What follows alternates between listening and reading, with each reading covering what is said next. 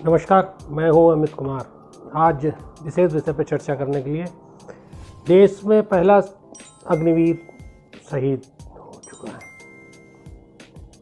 ये शायद देश की पहली घटना है जिसमें देश के पहले अग्निवीर शहीद हुए हैं। ये जम्मू कश्मीर के पुंछ ज़िले में तैनात थे। पंजाब के मनेसर कला गांव के रहने वाले थे। नाम है इनका अमृतपाल सिंह। इनका नंबर है A220058N। इनकी यूनिट है 10 AK राइफल्स, जम्मू कश्मीर। 19 वर्ष की उम्र में ये अग्निवीर के रूप में भारतीय सेना में भर्ती हुए और महज 1 साल में ये शहादत को प्राप्त हो गए।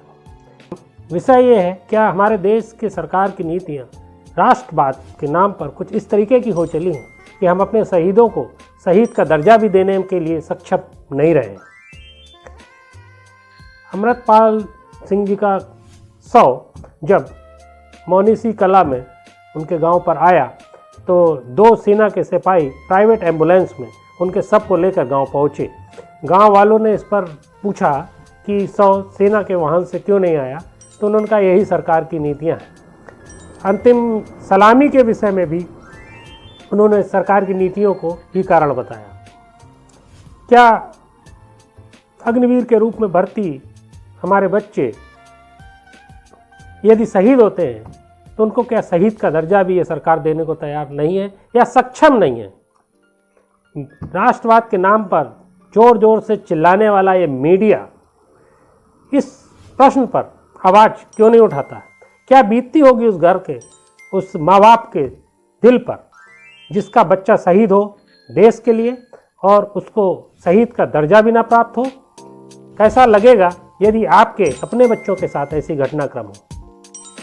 ये एक बहुत गंभीर विषय है और वास्तविकता में सरकारी नीति से अगर हट के इस पर विचार किया जाए तो मानवता के दृष्टिकोण से भी एक शहीद को उसको शहीद का दर्जा प्राप्त होना ही चाहिए। हालांकि इस घटनाक्रम में जब क्षेत्र के थाने को खबर दी गई और उनसे गुजारिश की गई तो उन्होंने आकर शहीद अमृतपाल सिंह को अंतिम सलामी दी। ये थाने कार्यों का एक सराहनीय कदम रहा।